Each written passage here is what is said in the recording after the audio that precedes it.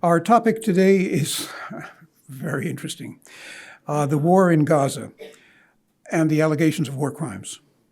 It's safe to say it is in the news. This is this morning's Washington Post, and the headline, it's an inside page, reads UN: Israeli bombings might be war crimes.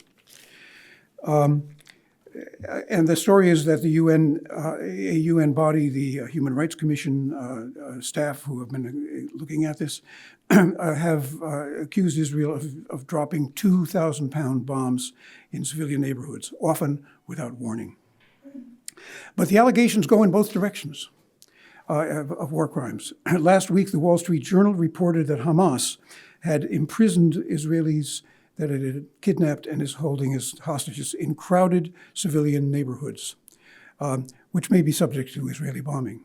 Apparently, they are charging, Hamas was paying for the service. Steve was just telling me it was at $20 a night for $19 a night for the service of holding the hostages there in the midst of a war zone. The journal also quoted the Hamas leader, Yahya Sinwar, as saying that civilian bloodshed caused by Israeli bombing will help Hamas. Are actions and words like these war crimes, or are they incitement to war crimes? It's a question that we are probably all asking ourselves every day. We've invited one of America's top experts on the laws of war to give his judgment. Stephen Rapp is one of a small core of exceptional lawyers and jurists who have trod the route of the war crimes tribunals in the last 20 years. He's prosecuted a head of state for massive war crimes and other top officials for crimes against humanity and genocide. He's a former prosecutor in the Rwanda and Sierra Leone special tribunals. He also served for 6 years as special U.S. ambassador for war crimes issues in the Obama administration. And one of the noblest things I think he's done is he's been leading the effort to collect war crimes data from the Syrian war, which went on for 8 long years. And there's no tribunal yet in sight, but people are being tried in national courts around the world. And there was a case just now in Sweden. He is a distinguished fellow at the Holocaust Memorial Museum's Center for the Prevention of Genocide. He's a senior fellow at Oxford. He's an outspoken champion of the new International Criminal Court. Ambassador Rapp, this floor is yours.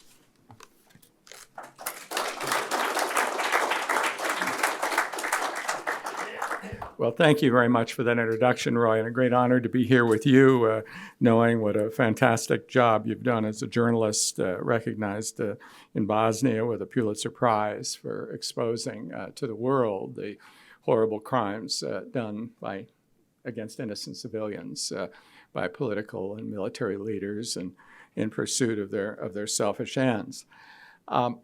I'm here today to talk about, obviously, a very controversial subject, and I'm going to try to keep it simple and to talk for about a half hour about the sources of what we call international humanitarian law and international criminal law and how they apply to the situation in Gaza. And understand that, I take as a prosecutor, my obligation was to investigate cases both for and against any individual accused, as the French say, à charge and à décharge. And I've also done things that are judicial in nature. I've sat in a number of people's tribunals. And so one of the things I'm always reluctant to do is to give a final conclusion about whether somebody's guilty or innocent, because that really involves a process where people have an opportunity to challenge that evidence.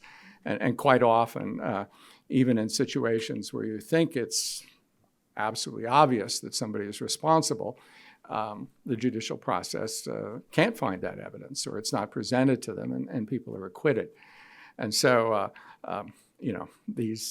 the final judgment about what should be done to individuals who are alleged to be responsible should be done by independent courts, as we do in this country, as I hope we continue to do in this country for the future.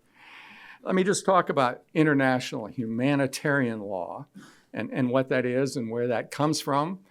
It comes to us from things like the Lieber Code that was promulgated by President Lincoln in 1863 in the U.S. Civil War, the Geneva Conventions, which began to be promulgated in the world in 1864, and then the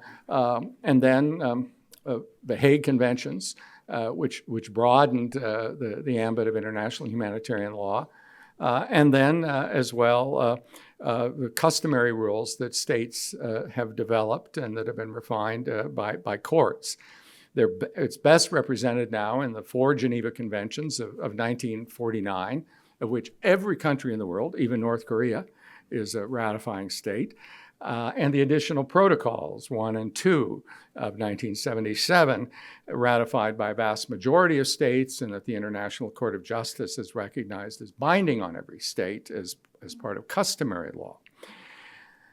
The rules of IHL, as we call it, are about protecting civilians and civilian objects, and persons not directly participating or no longer participating in hostilities. That's why it's called humanitarian law. A part of it involves the laws of armed conflict because it does intend to regulate targeting and military operations in order to protect those people that aren't participating in hostilities. Represents the hope that war could be fought in a more humane way. And we know there are many people in the world that say that's impossible. But certainly if you're a prisoner of war, if you're someone that's in a battle zone, if you're involved in these situations, you profoundly appreciate the role of international humanitarian law and the role of the international committees of the Red Cross and in places where they have access in providing some enforcement of those duties. There's a broader area of law, international criminal law, and that involves the most serious violations of IHL, the most serious war crimes. And there are a lot of things in IHL about prisoners getting mail and things like that that aren't, when they're violated, war crimes. But the most serious ones that involve violence are fundamentally war crimes, and we prosecuted them at Nuremberg. We've got an additional category of international law called crimes against humanity, and that can happen even outside of war, and that's where, as part of a widespread or systematic attack against the civilian population, various acts of violence are done. Murder, extermination, torture, sexual violence. It's kind of things that happened in the pogroms in Russia at in the late 1800s and early 1900s, et cetera. It doesn't have to happen in war and can happen now as part of, say, post-election violence or civil conflict in countries that don't involve armies. And then, of course, we have genocide. That wasn't available to us at Nuremberg, but that came from a 1948 convention that's now ratified by about 150 countries. And again, the International Court of Justice has said it's so a part of custom that it's really enforceable against every state and any individual in the world. This body of international criminal law really exists out there. It's possible to find it. The crucial question is there a court with jurisdiction, with the will and the capacity to prosecute it? And that's usually the challenge. In Yugoslavia, in the former Yugoslavia, in Rwanda, in Sierra Leone, Cambodia, and other situations, either by UN Security Council resolution or by agreement with the respective countries, it was possible to establish international courts to enforce that law as it was defined internationally at the time of the crimes. Since it came into being and into existence in 2002, we've had the International Criminal Court. And its statute was negotiated in 1998 with every country in the world basically agreeing to its provisions, though disputing how it would gain jurisdiction over cases. And that court now has jurisdiction over these crimes in 124 countries that are member states. And Additionally, where the UN Security Council might decide by a majority vote with no vetoes, as it did in Libya and Sudan, that the ICC would have jurisdictions. So there is this body of law that's out there.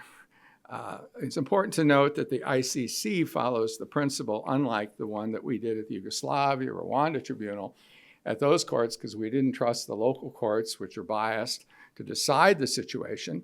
The ICC is a court of last resort.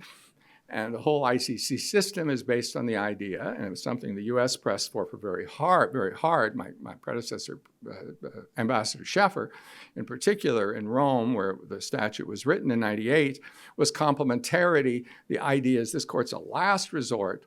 The primary responsibility is on every state, for the military to court-martial the bad guys, for the domestic court to prosecute these people.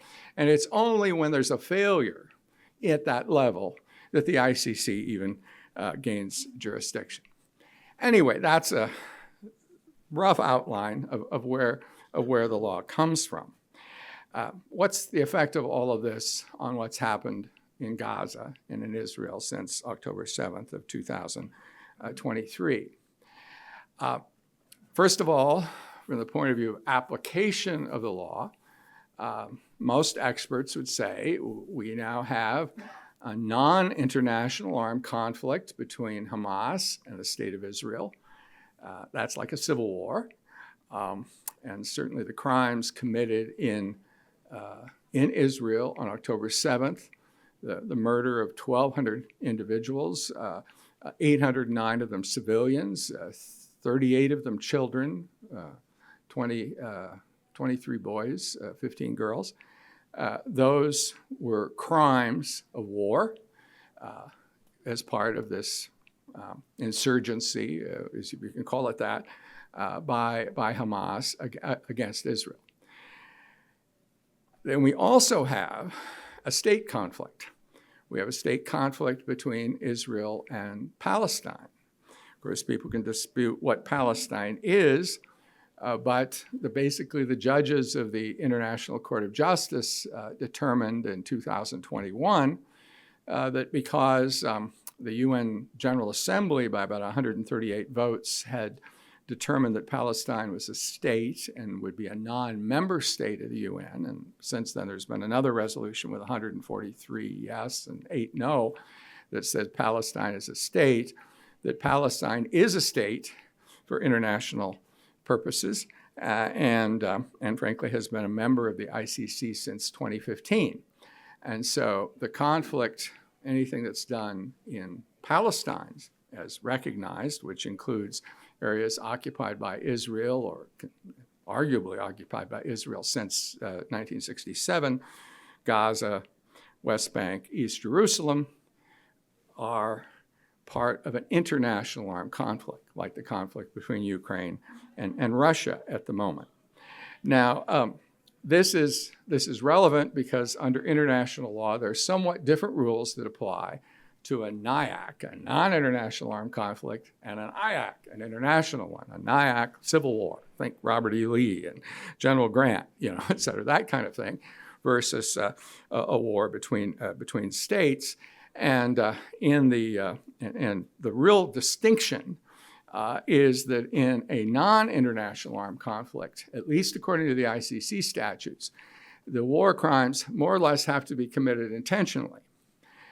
But in an international armed conflict, then we deal with the more basic rules of international humanitarian law, which involve questions about certainly if crimes against the innocent are done intentionally, they're clearly a crime. But then you also deal with this whole idea of distinction, proportionality, and precaution, fundamental to the laws of armed conflict, which is part of IHL, which are part of fundamental parts of international humanitarian law. And that basically says that in a conflict, there'll be situations in which there are both civilians and there's military targets, and there's civilians that are there. They may be human shields. You may be in a built-up area with thousands or tens of thousands of civilians living in and amongst those military targets. And the international law does not say you can't go there because they're civilians. It says you can. You can go there, but you need to do the maximum amount possible to distinguish between the military and the civilian targets.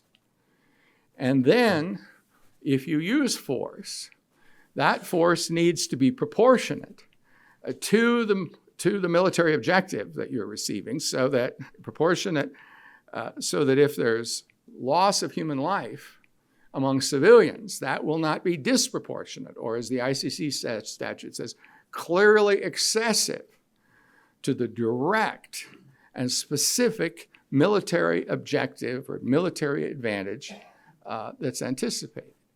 And there's the third element, which is you have to exercise maximum precaution. You need to do everything you can to warn those civilians out of there. But if you can't, and it's a military objective, you can go in there and get it. That makes, of course, the evaluation of what's happening in Gaza extremely complex. And it's one of the reasons why, I do go on BBC and places where I'll get sort of straight questions, but the danger when you get into this area is that you're going to be misinterpreted. You're going to say, that's a war crime, this is a war crime, that's not, et cetera. And it fundamentally depends upon the determination of that targeting.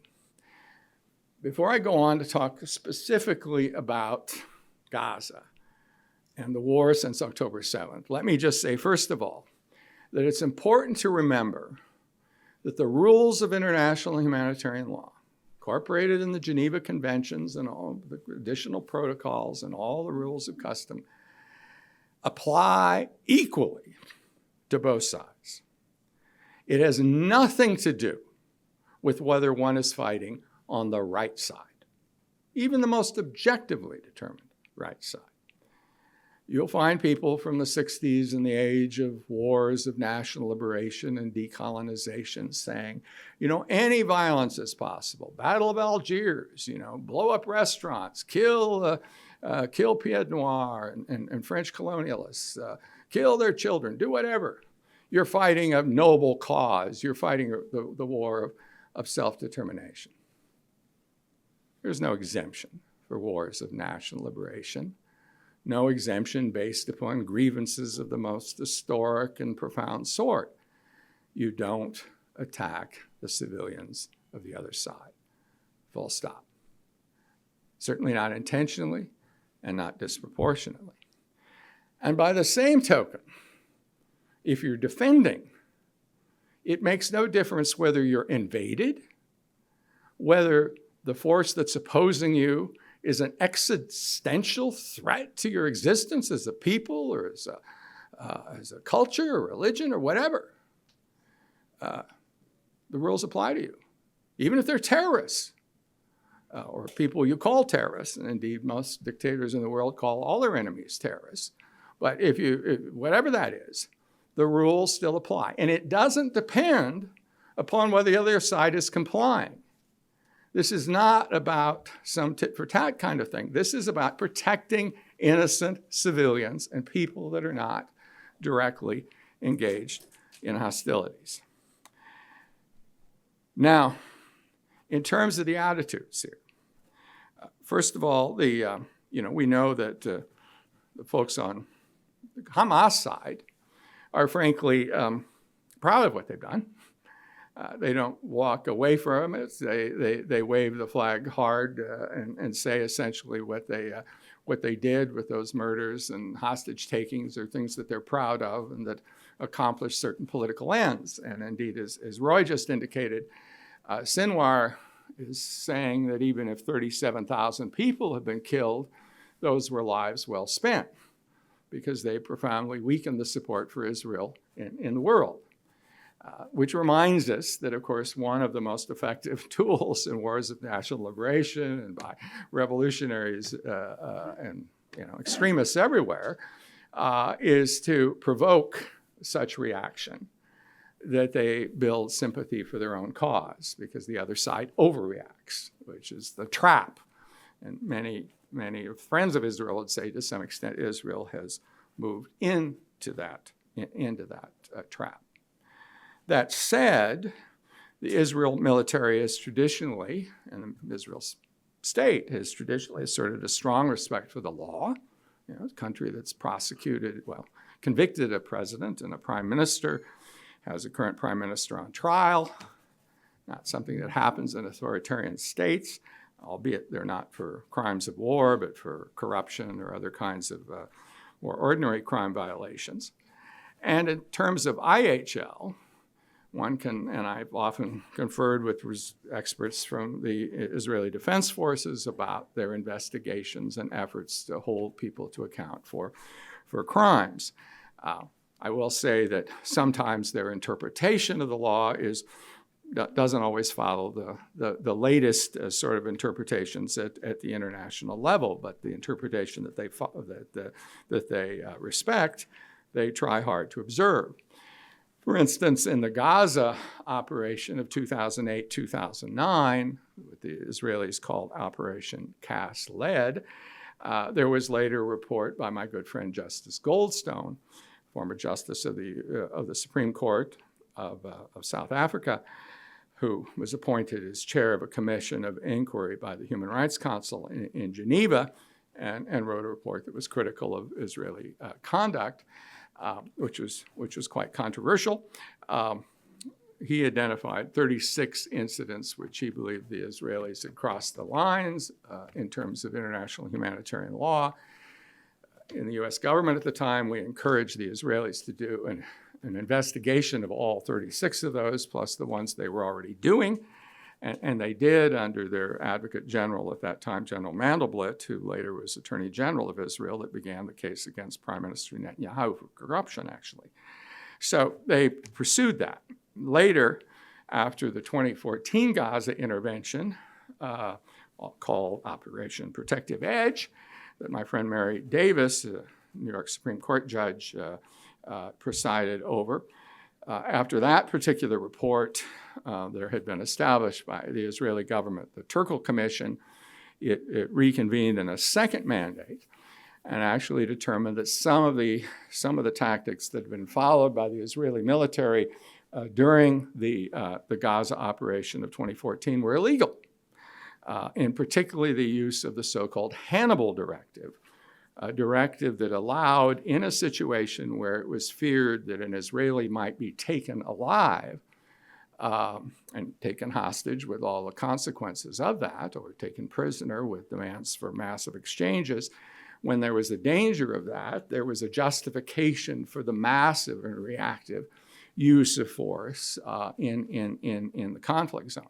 Basically, the Turkel Commission said, you can't do that. That's a violation of international law, the principle of distinction. Anyway, now that takes us to October of 2023, and we look now at the reaction of Israel to what has happened in Gaza, an operation now called, if you haven't heard it, Swords of Iron. Now the Hamas, of course, we certainly first need to put it in context of what it was in reaction to. As I said earlier, 1,200 people killed, defenseless individuals, even the military taken hostage they were, as we say, hors de combat. They were no longer engaged in direct military operations. There were 312 soldiers killed, including women soldiers, 809 civilians, 38 children, torture, sexual violence, hostage taking, all violations of international humanitarian law as war crimes in a NIAC, also as crimes against humanity because it was directed against the civilian population. The Israeli reaction, Gaza Hamas Ministry of Health says 37,000 killed to date. There's question about the accuracy of that number and particularly about the mix in terms of combatants and women and children. And there's some good questions, to be frank. Certainly there are lots of women and children. In terms of the number, almost all experts agree that it is at least that number. because many more may lie under the 70,000 destroyed or damaged structures. Of the pre-war population of 2.5 million of Gaza, 1.7 million, 3/4 of the population is displaced. 84% of the healthcare facilities are out of commission, together with comparable destruction of the water, sewer, and electrical infrastructure, a loss of ability to grow and fish for food, which before October 7th, together with about 500 trucks of aid brought in by UNRWA, the UN agency, sustained the nourishment of the people of Gaza. Now there's no food being produced locally, and an average of around 250 trucks a day in the last several months. And it varies from parts of Gaza to another. In the north, where the Israelis do not want people living, the number of calories available per person to the population of about 500,000 is 250 calories a day, according to Oxfam. Now, 1,200, 3,700, 37,000, people would say that's disproportionate, so isn't that a violation of IHL? That's not how the law works. When you deal with that, we have to first deal with the laws of armed conflict and what a force can do. And let me just lay out, as we're running through our half hour, I'll take about 5-10 minutes sort of going through this, because this is the meat of it, having laid the table, set the table. But on one hand, we have the conflict, what we who prosecute war crimes call the conduct of hostilities. And what are the rules on conflict of hostilities? And then what are the rules when it comes to other ways in which you control a territory in which you're conducting hostilities or are in occupation? In terms of what's a war crime, with conduct of hostilities, there's two ways that one commits a war crime. One, you do something intentional. Specifically, I'm looking at the ICC statute now. It was a mistake to look at the statute, but it says these are war crimes: intentionally directing attacks against the civilian population as such, or against individual civilians not taking direct part in hostilities. 2, intentionally directing attacks against civilian objects, that is, objects which are not military objectives. Very hard to prove that. And I think fundamentally almost impossible in the Israeli context, because it can always be said that there's a military objective in there somewhere that you're trying to get to. And so you're trying to attack this Hamas force that represents a threat to Israel, and there may be loss to civilians, but you're directing that attack against the civilian objects, against the military objectives, excuse me. That said, there are a variety of statements that have been made by Israeli politicians and even by Netanyahu and Gallant and others that suggest that all of the people in Gaza are enemies. They've all risen up. They're all cheering what happened in Israel on October 7th. Now, frankly, some of them who are speaking occasionally to the press are saying Hamas has put them in an enormous, has caused enormous damage to them by what they've done. But in any case, there's that attitude, and there is some intentional language that's out there that does create problems. But fundamentally, that's not where the crime would occur. You get into the area of whether they follow the rules of distinction, proportionality, and precaution. And in the report filed last week by the UN Commission of Inquiry, reported on yesterday by the Commission in Geneva, they do raise some issues that are challenging, but frankly present some evidence on both sides. The most concerning is evidence that in many situations, when we're talking about the destruction of some 70,000 civilian buildings, essentially a majority of the buildings in Gaza, it wasn't possible for them to find any military objective specifically within those buildings. But, if you had to prosecute it, as I did at international courts, I'd have to be prepared for the Israelis to say, oh no, there was a tunnel. Oh no, there was this. Oh no, there was that. We know that the Israelis have sometimes said, or the military people have said, that their view of proportionality when it comes to Hamas commanders and soldiers is a rather permissive one. One even suggests that if it's a Hamas commander that's under those civilians, the proportion of civilian death to his death at 100 to 1, that may be proportionate because it's so important to be rid of that particular individual. And the problem with international humanitarian law, if you're prosecuting it, is who's to say that's disproportionate? So you do have that challenge of making the cases. And frankly, as someone who's prosecuted at these courts, and including I didn't prosecute at the Yugoslavia court, though I did a lot with them, they didn't succeed in any of the cases where they've argued disproportionate attacks. I mean, like General Gotovina alleged to have bombarded Serb neighborhoods, and Knin acquitted by a 3-2 vote at the court. So very hard to win on those issues. That said, and I'd want to dig into this further, the UN Commission points to potentially the use of what was called the Daya Doctrine, something like the Hannibal Directive, that essentially says is an area where there's a concentrated or believed to be a concentration of Hamas or enemy forces, then you can use a very massive amount of force in order to get to it. And I think most people would say, if that were the case, if they were saying, well, we've got a lot of Hamas in this so-called refugee camp, and we're going to hit it hard, and that's going to knock it out, that would violate the principle of distinction. Precaution, Israelis exercise precaution. The commission in their report said there were 70,000 calls by the Israelis to warn of their attacks during the course of operations. So obviously there are precautions, so that gets into an area of get out of the building, go someplace else. There's no place else to go to that's safe, and people are bombarded later in that place. But there's no question that it's a very large interest of the Israelis to do the kind of precautionary efforts. Then there's one of the things that's a little more disturbing, on the other hand, in that regard, is in the cast lead and the protective edge operation.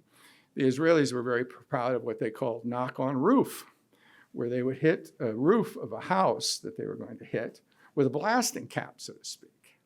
And it would create a small blast and cause people to flee the house, because they wouldn't flee if you just called them or you sent them a message. And they stopped doing that. So that's for small operations. This is a big operation. And obviously the impact, as we see from the number of deaths, has been profound. Then we get to, and I'll finish here, but this is where the case of the ICC is filed, is particularly lands, and that's in this area of starvation. And this is in the area of control of the population that you occupy. There's some dispute about whether Gaza is occupied by Israel. Israel withdrew in 2005. International lawyers generally tend to say because it continues to control the full perimeter of Gaza, it's occupied. And certainly during the course of this Gaza operation, it has been occupied, and nothing enters without the Israeli essential approval or inspection. And we've had this, as I said, restriction to less than 50%, because there's no homegrown food and there's less than half coming in, that's coming into the country. And so that's the area where proportionality doesn't apply. And the current view of international law is that an occupying power has the absolute obligation to make sure that the people, the civilians living in an area that they're attacking or controlling, are fed. And I point to specifically that the additional protocol, Article 54, that says, in no event an action taken against these objects may be expected to leave the civilian population with such inadequate food or water as to cause its starvation or to force its movement. And the Israelis have basically indicated that they restricted food to the north in order to force the movement from the north.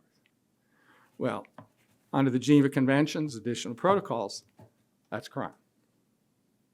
That's why the ICC is prosecuting this crime and not the and not the conduct of hostilities that's frankly resulted in the 37,000 deaths, justified or not. Now, the question, of course, is if there are 28,000, how many people have died of starvation, and that can be debated. I mean, there's information about 28 children dying of starvation. To date, we don't know all of the facts.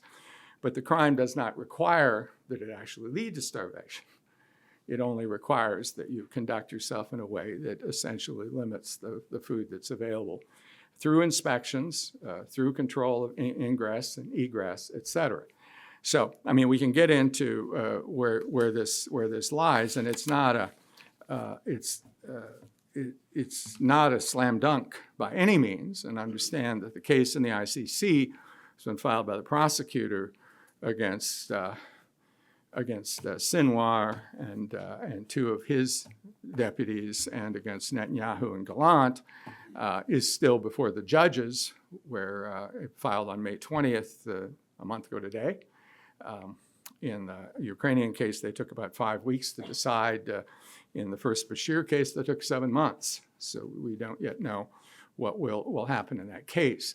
That said, it would require proof of intent, but on that they have all sorts of statements by Gallant that said, we're going to deny them the food, we're going to deny them water, we're going to deny them electricity. They're human animals. Now, those were early statements. They may have been exaggerations. How much of them were followed through in actual practice? So it is a challenging case, but it certainly is a case that will need to be answered. That said, as I said earlier, the ICC law still requires that you show that the state's not doing anything about accountability itself. And as I continue to urge whenever I was involved in these and engaged, particularly during 2014 and 2015 with the Israeli government, in terms of preventing the ICCs from going there, which is one of my portfolios, it's show that you're investigating it yourself, show that you're taking action to stop this particular conduct. That's the magic bullet in terms of avoiding international prosecution. On the other hand, the political nature of the government, where they're not even prosecuting the people that are attacking truck drivers that are bringing aid through Israel to the Erez crossing, makes it very difficult for the current government to make a very good case in that regard. Anyway, I should note that there's also war crimes that could relate to detention and mistreatment of prisoners, of course, certainly on the Hamas side, but also, as we've seen, on the with the closing, supposedly, or the movement of prisoners out of the so-called Israeli Guantanamo, where there's those allegations on the Israeli side. But in those areas, we're more likely to see, I think, some effective action by the Israeli courts to ensure, proper treatment for people held in custody for whatever reasons. Anyway, that's in 40 minutes a kind of a nutshell analysis of where we are in terms of the application of international law, and how, particularly with the ICC having asserted that it does have jurisdiction and the judges having found it, though that can still be challenged, where we're likely to see the next great battle in the courts of international criminal justice. So thank you. I'm ready for your questions.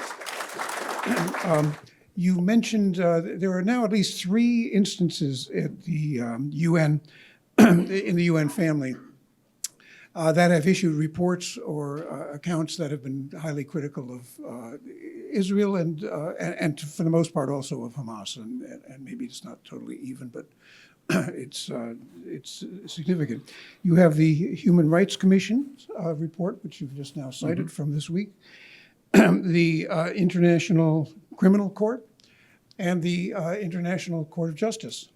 And they've all done their research. I wonder how you, as a professional, view their research in terms of solidity, professionalism, and is there any bias? Good questions. I mean,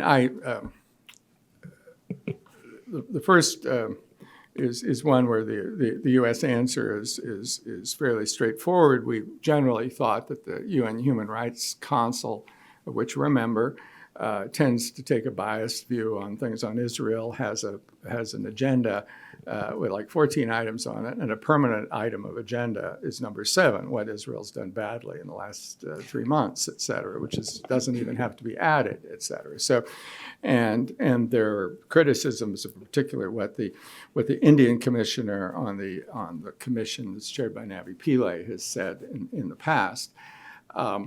That said, I've known previous commissioners, and I know Navi Pillay, who I, presided in the media trial where I convicted the Rwandan media leaders of incitement to direct and public incitement to genocide. First time the journalistic leadership, publishers, not reporters, were convicted of the crime of direct and public incitement to genocide and genocide. She was presiding. So I have great respect for her, and I have great respect for Chris Sidoti, the Australian expert on it. That said, they don't have, the Israelis refuse them any access to the scene of the crime. They discourage any of the victims in Gaza from speaking with them.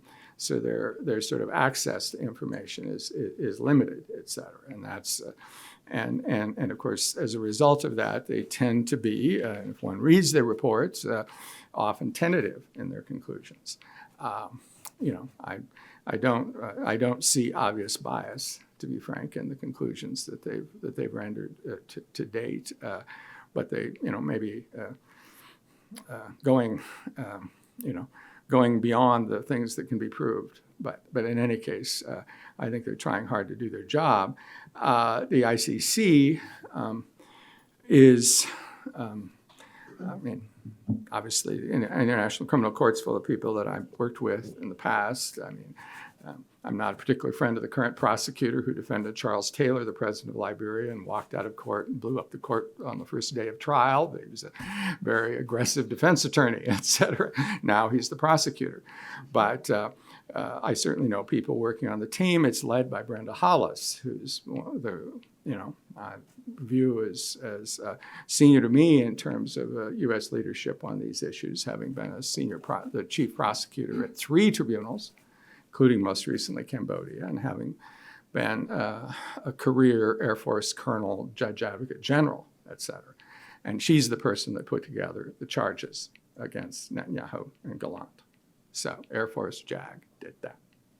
You saw her standing up there next to Kareem.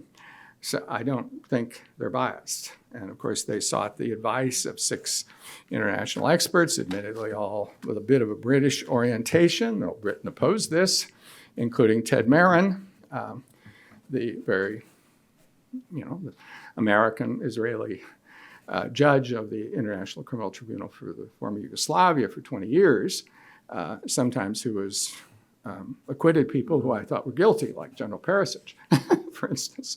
And so I don't think he's an extremist by any means, and he is an expert, sought this, supported this view.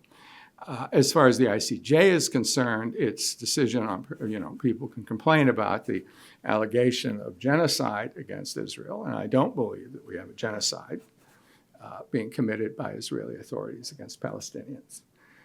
That it would be inconsistent to have 70,000 calls for precaution if that were the case. So I don't think at the end of the day there's a provable case. On the other hand, the ICJ has to deal at the provisional measure stage with whether there's a plausible case, given all of the destruction that's occurred, and then to enter preventive measures to prevent things from getting worse. and they were asked to do a ceasefire order. They didn't. They didn't say, Israel, you can't protect yourself, et cetera. But they did require a lot of things to be done in terms of protecting civilians, and particularly in their supplemental order of March 24th, particularly in terms of access. And objectively, Israel has violated the order of March 24th. So there'll be further consequences to that. And the American judges, 2 separate judges, one who left office, who'd been former deputy legal counsel of the State Department before her tenure, and now the current judge, Sarah Cleveland, who is a professor at Columbia, and former member of the vice chair of the UN Human Rights Committee.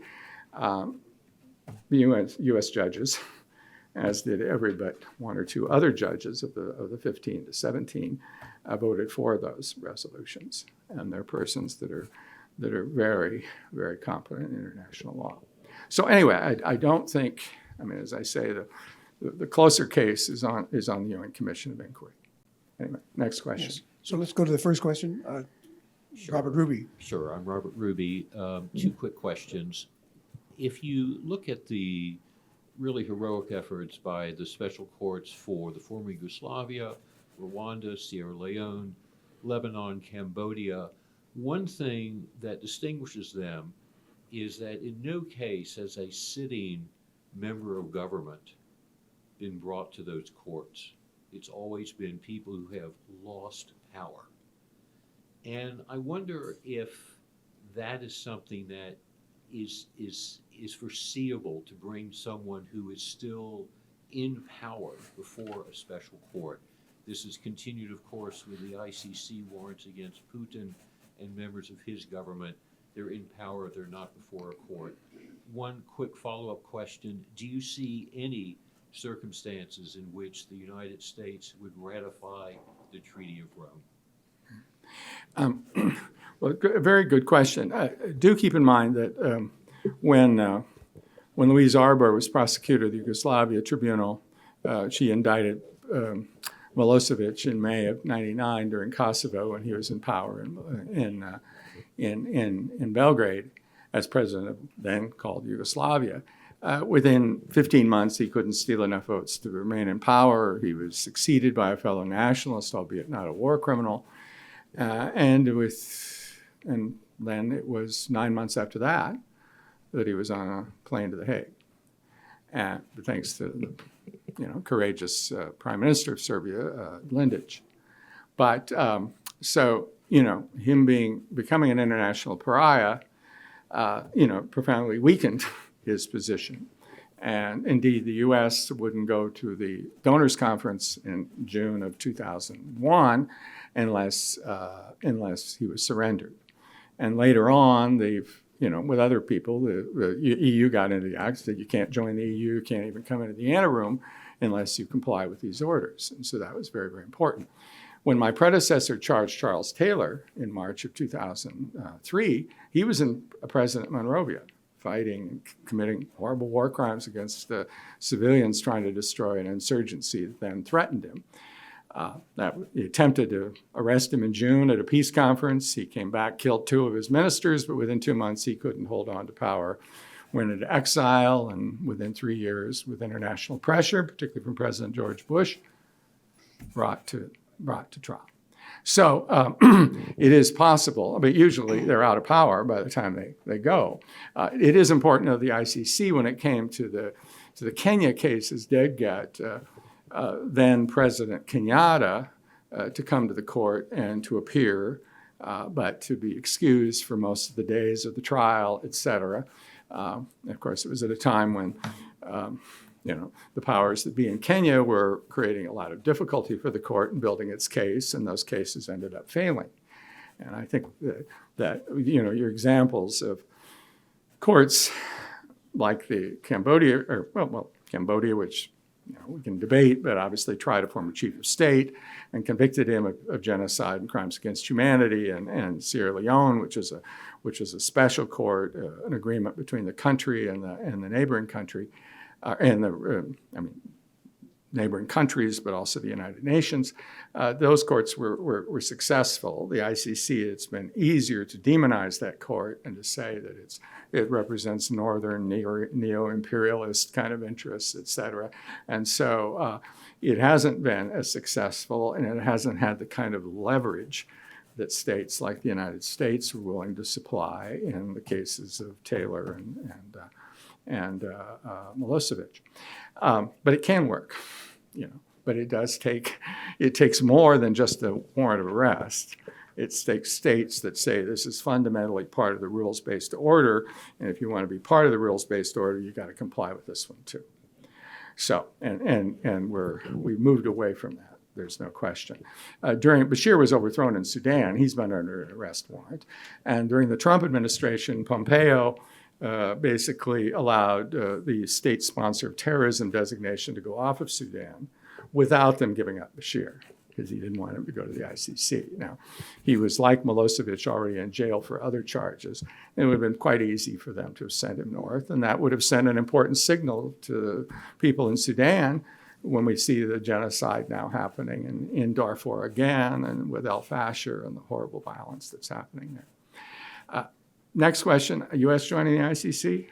I certainly can't envision it. I mean, the U.S. hasn't joined the Convention against, the Convention on the Rights of the Child. Used to say there were only 2 countries in the world that hadn't ratified, Somalia and the U.S., but Somalia is ratified. We haven't ratified the Law of the Sea Convention, even though every chair of the Joint Chiefs of Staff of the last 6 administrations says that we should. And under that treaty, China was told that it had no control of the 9-dash line, all those places they're trying to build up on the reefs around Philippines and Vietnam, et cetera. So it's a court that's ruling in our, it's a system that's ruling in our interests. We still won't join it. When we tried to ratify the Convention on the Rights of People with Disabilities in the Congress in like 2010, and we tried to get that through, it took 67 votes, and Bob Dole, then retired, of course, was in his wheelchair, and he went to his Republicans and said, let's go for disabilities. It's not going to do anything to us. We got an Americans with Disabilities Act that's so much better than the international treaty. This just allows us to exercise global leadership. Got 62 votes. So anyway, we're not going to get 67 for a court that could potentially prosecute Americans. That said, the ICC does have jurisdiction. We don't like to admit it. We eventually sort of had to, if we commit a crime in a country that's under it. And that became the big issue with Afghanistan and the global war on terror and the enhanced interrogation, et cetera, which has frankly been deprioritized by the current prosecutor. And so the U.S. has taken, certainly in the Ukraine situation, a much more pro-ICC position. But now, of course, you see threats to sanction the ICC as if it were an organization of terrorists being pressed by Republicans in Congress, but thus far not getting bipartisan support, sufficient bipartisan support. Anyway, Let's go to the next second question, please. Hi there, Charlie Cooper. 2 very brief ones.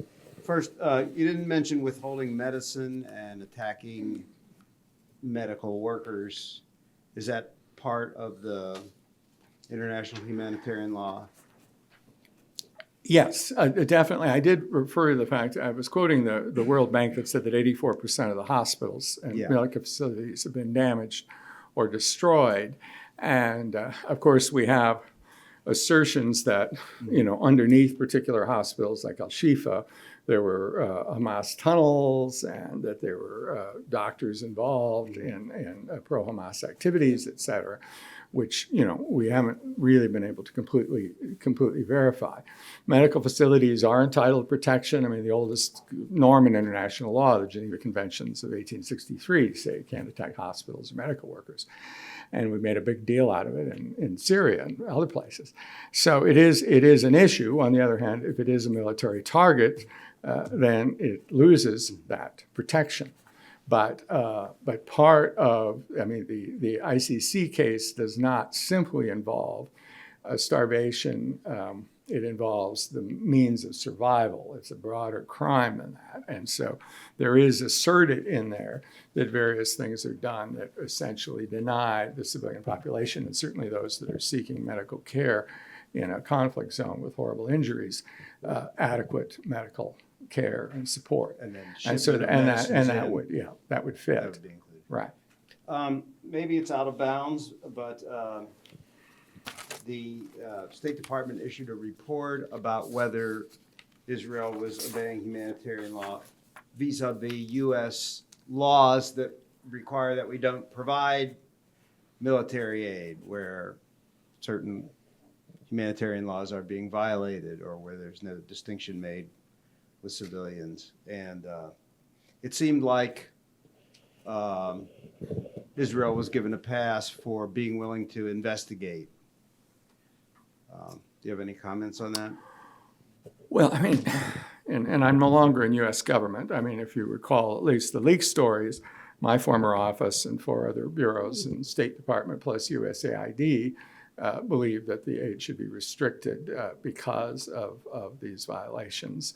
There were others that thought that it was too soon and that we should continue to watch and evaluate the situation. So, without getting into the specifics of it,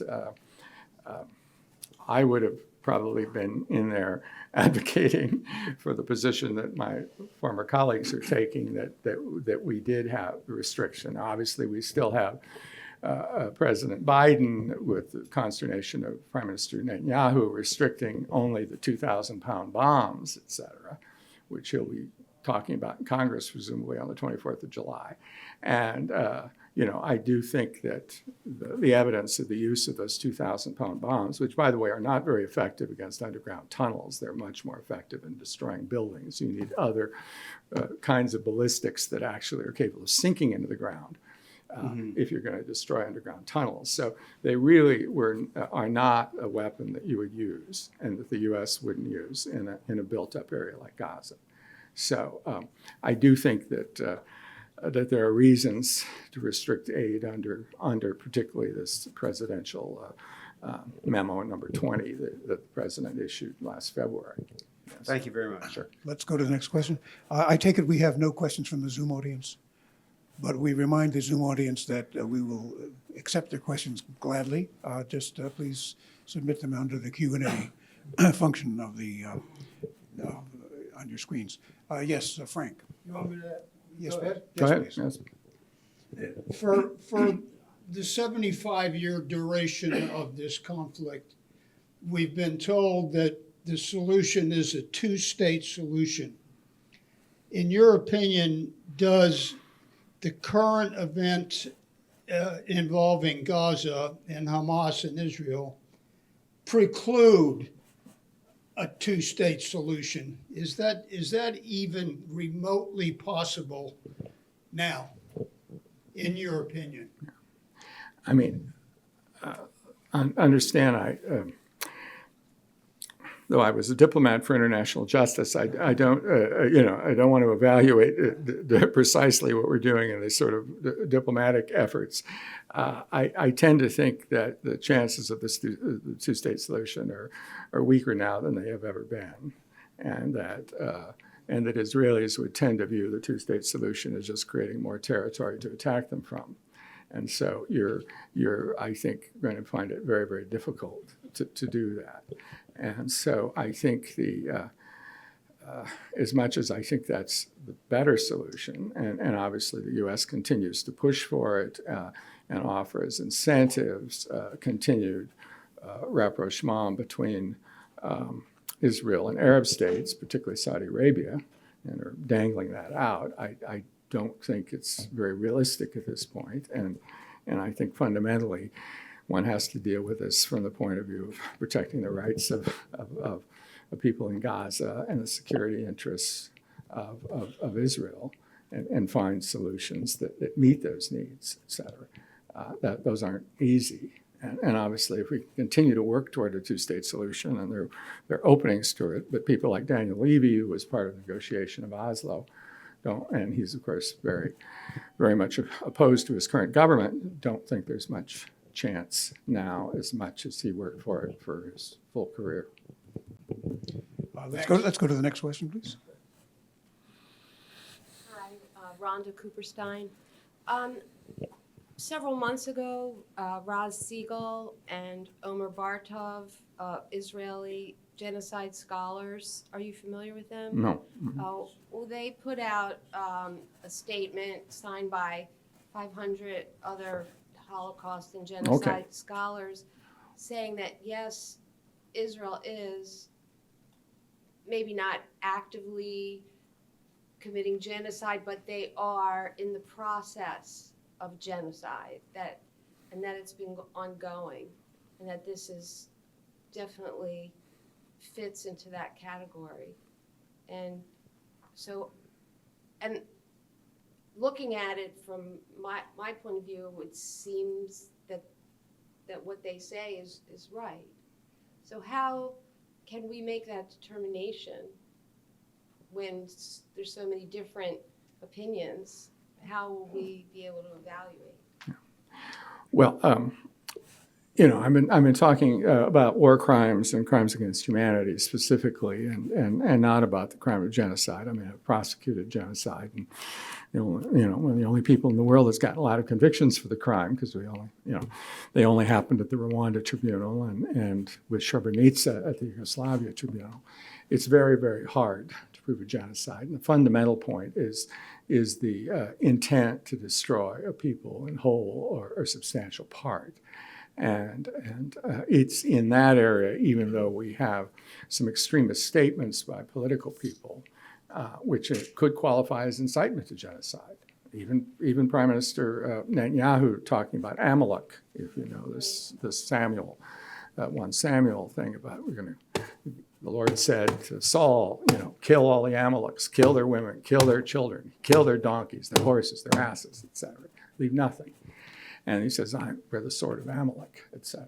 Sometimes you do get those kind of messages, and you see soldiers then dancing, Amalek, Amalek, etc., where that's being understood. So you can get to the crime of incitement by specific individuals, prove that intent, prove that people are accepting that message. You don't have to prove that it happened to prove the incitement. I mean, having convicted journalists of incitement without having to prove that their specific broadcast led to a particular death. But I don't think that the crime of genocide itself is consistent with the efforts, at least by the IDF, to employ the laws of armed conflict and to provide the warnings and precautions and all the things where they call the guy in the apartment in Arabic and say, we're bombing in 10 minutes and you need to get out, et cetera. Now, people will say, to where, and will they be bombed on the road to Rafah, et cetera, those sort of issues. But there's all these things that run counter to that as the intent of the Israeli state writ large. So I don't see the proof of it at this point. But, as I said earlier, I try to avoid, unless something is extremely clear, sort of a final opinion on something. Obviously, this is not over, and it can continue. I do keep in mind that there's a fair amount of intent expressed by some extremists to empty Gaza and to send people into Sinai, et cetera, or someplace else. Now, of course, these may not be the most pleasant places to go. Gaza itself is obviously without reasonable rain and other things, and Sinai is worse. But we've also had international determinations that actions just to force people out or ethnically cleanse, which is the crime in Bosnia, those aren't genocide. You've got to actually want to kill them and kill them as they leave, as opposed to sort of push them out. So there's a whole lot of extremists that say, let's build settlements, let's drive them out, let's neutralize Gaza. That can be a crime against humanity. That can be a war crime, but that's not genocide.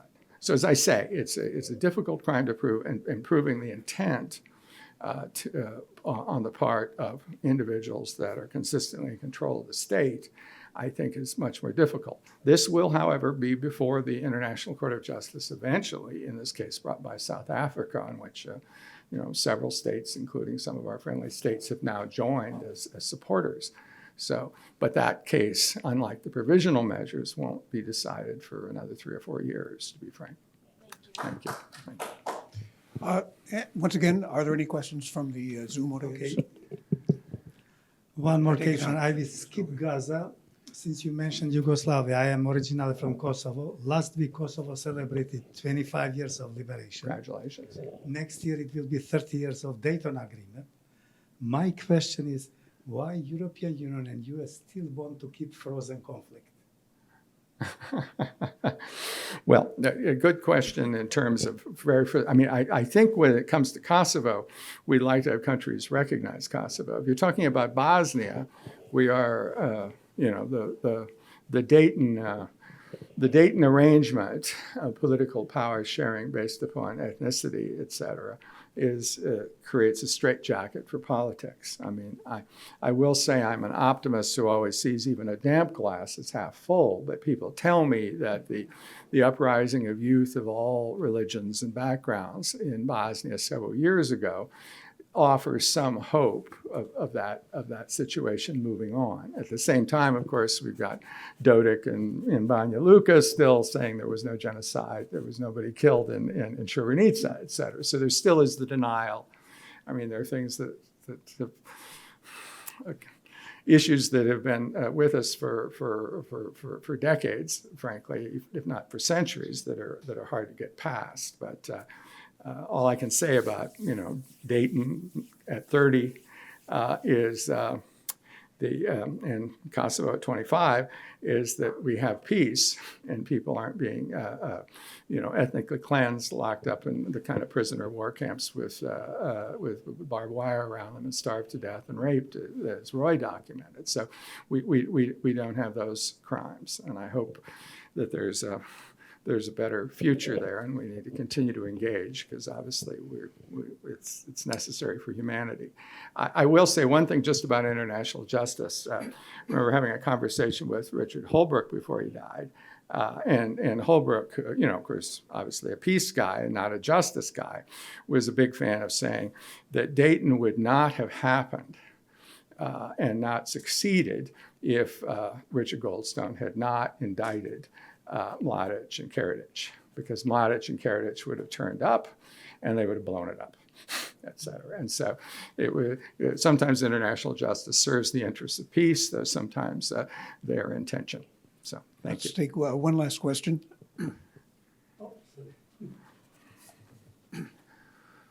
Hi, I'm particularly interested in the ICC warrants. I remember when the news first came out, I was paying attention to the Anti-Defamation League and J Street, organizations I really trust to tell me what's going on in Israel, and their reactions were totally opposite. The ADL says this is outrageous. J Street says, yeah, you get rid of Netanyahu. So I'd love for you to drill down and parse occupation. It's my understanding that Egypt controlled Rafah before the October 7th war. And so if you could address when an occupation took place and when the obligations that come with occupation kicked in. And I'd love for you to parse what Israel's specific obligations are in terms of feeding its enemies, in terms of feeding the civilians of this area that they're occupying, and in terms of making sure that supplies to Hamas combatants are minimized. Right. The answer, I mean, obviously the question of occupation and the participation of Egypt, I mean, I know, my friend Mary Davis, when she was chair of the commission in 2014, was unable to go to Gaza because the Israelis told the Egyptians not to let her in, et cetera. And so to a large extent, access across that border, not to say, of course, there were arms being sent. I mean, how did Hamas have all these weapons to shoot off? There was clearly infiltration of arms and tunnels and things that Israel has a right to be concerned about. But fundamentally, in terms of anything that crossed that border, even prior to its closure, it was something that Israel could fundamentally control. Each of those trucks that was lining up there by the 100 had to be inspected, even when they went through an Egyptian-controlled border. And if they had even one so-called dual-use argument, they were sent back to the other end of the line. So there was effective control, I think, of that crossing by Israel throughout the conflict. So at least during the conflict, and certainly since the destruction of that crossing, Israel's had full control of the perimeter. And at least according to Additional Protocol 2, or Additional Protocol 1, dealing with international armed conflicts, if you control a territory, you are obliged to provide for the needs of the civilians. That's part of it. It's like, Pottery Barn, you bought it, you own it, et cetera. You broke it, you're there. You have that obligation. You develop ways to sort that out between, preventing arms and such from, or dangerous articles from getting to the combatants. But fundamentally, under international humanitarian law, that's something that follows from what Israel is doing. That said, there's obviously enough indication of affirmative acts to restrict aid and attacks on aid convoys and all, et cetera. The case is also being alleged on that basis. I can't evaluate myself the specific facts of who's responsible for the blockage of each and every convoy. And I remember dealing with people that have talked about Hamas interfering with and stealing things, et cetera. Those are all things that sort of enter into the mix. But fundamentally, it's a rule of international humanitarian law that if you control the ingress and egress of an area and there's a civilian population there, they're your children. Okay. So with that, we will draw this to a conclusion tonight. Steve, I have to say that your knowledge is encyclopedic. Your insights are rich and truly meaningful. And your presentation has been understandable, easy to grasp. And I think you've told us more about international humanitarian law than a lot of people have in years. So thank you very much. Thank you indeed.